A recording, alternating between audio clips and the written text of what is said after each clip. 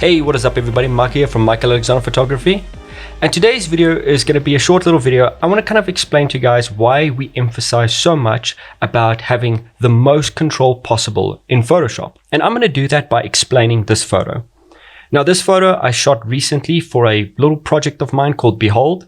And the goal was to get a pure black and white image in camera without using the monochrome camera setting or making it monochrome in Photoshop. Well, the goal was not to completely have it monochrome. I still wanted the red lipstick, but the goal was not to use Photoshop or any other aids to make this photo black and white. So we relied fully on makeup, but that will only get us that far. So the goal was to do as minimal amount of Photoshop as possible, because you'll still have a little bit of skin showing through from time to time, like you can see in this photo right here on her arm.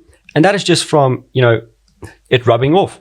So I'll never get away from that. And I would still have to use Photoshop to a certain degree. But to my eye, this is very close to being a grayscale image, which I'm really happy with. But let me show you guys how I approached editing this, how I approached seeing where all the color is poking through the makeup. Now, first thing I did was I went and used the Chroma Luma split from the MVP Actions 12.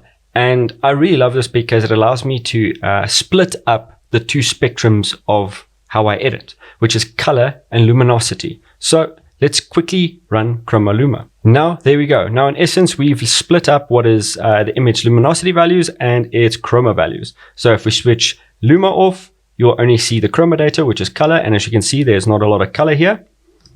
Or we switch off the chroma and you'll just see the Luma value.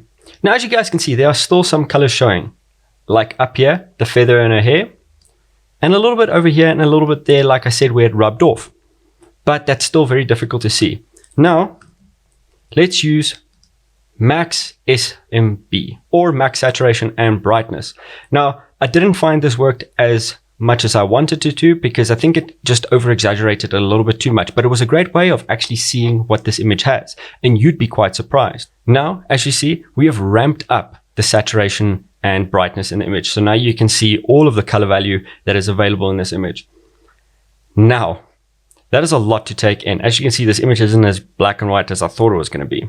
And just for reference, let's make an image black and white, and we run max SMB on there.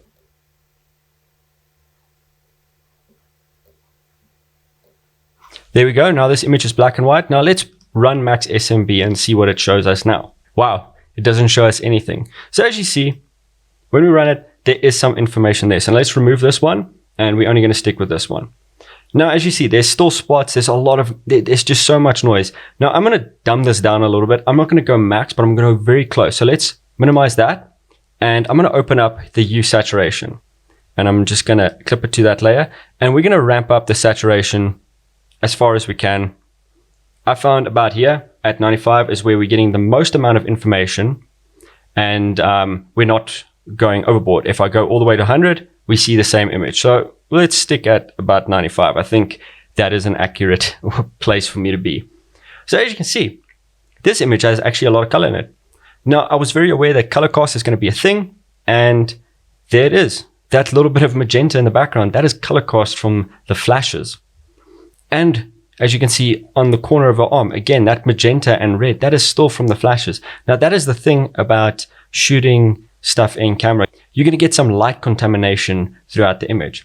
But I'm still very happy, considering that I had to push this thing up all the way to 95% to showcase that there's some color left in this photo is actually pretty cool. Now, as you see, the glasses have a little bit of blue in it, which I don't really mind. It's still fine by me. We had to really ramp it up to notice it. It still looks black visually. The feather, that spot over there, the lips, like I said, that was something that I wasn't really concerned about because that is what I wanted in the image. But as you can see, a little bit of skin does bleed through the body paint, which is fine. I mean, still considering that is still very close to black and white. And there, now we can see what we're looking at. But I like looking at it from this angle because now I don't have to worry about the Luma values. I can just look at saturation.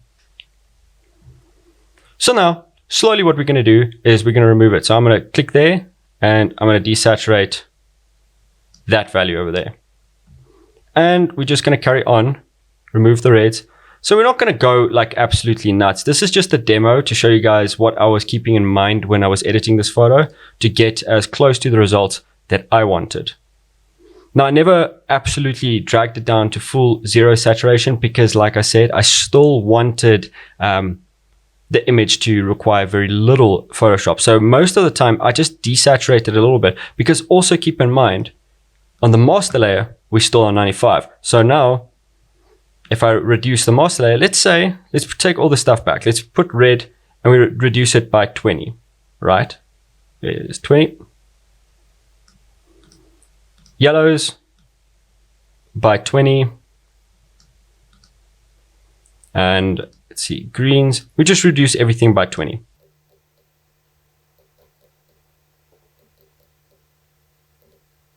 All right, and there we go. Now let's take the master layer and we bring it back down to 0. As you can see, when we switch that off now, it is so much better. See, switch that on, off, on, off.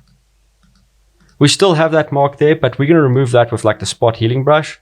It's not going to be that big a deal, but it nearly looks like we did nothing, doesn't it? And just to kind of satisfy you guys that are sitting there going, but why didn't you just do it in Photoshop? I want to show you how lifeless it looks when I just use Photoshop and just take all the saturation down and just turn it into, you know, the selective black and white that I had in my mind, but using Photoshop instead of body paint. So let's use this one. We'll duplicate. Let's drag it to the top. And we'll use the use saturation slider again. We'll clip it straight to.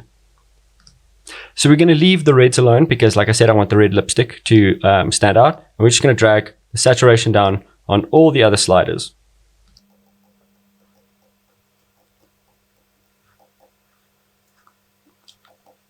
And suddenly, look how lifeless this has become. There's no little bit of essence left in the photo. Now, let's grab the reds as well. And let me show you, the moment I reduce the reds, it just becomes absolutely boring. It becomes very flat. So I'm still very happy with the results I got with this method. And that is why I said control really matters. When you're trying to achieve a certain look, you need to understand how you're going to achieve it. But you can't just fumble around. You need to figure out what are the parameters and what the photo actually has when you're actually taking it and putting it into Photoshop. You need to be able to dissect it. So that's why we often talk about having the most amount of control that we can possibly have. And that is why we have created these actions. That's why Nino has built these actions for you to have all the control you need when editing in Photoshop. But hope you guys enjoyed this video. It wasn't really a video about editing. It was just a video about explaining why control is so important when editing. And I know it wasn't really about editing, but it was. So yeah, hope you guys enjoyed this style of stuff. We're going to be doing a little bit of demos. We're also going to be doing a little bit of editing throughout our videos, but I really wanted to showcase how we approach editing and how we think about our photos before we even start. Why we have helper layers, why we have actions that dissect the photo to this level, so that we can achieve the look that we're after. And yeah, if you guys are interested to see behind the scenes of me photographing this whole thing, it is on my YouTube channel. You'll see the links below. And yeah, hope you guys enjoyed this video. Definitely leave a like, subscribe, and a comment. I would love to hear your thoughts. And as always, see you guys next time. Bye-bye.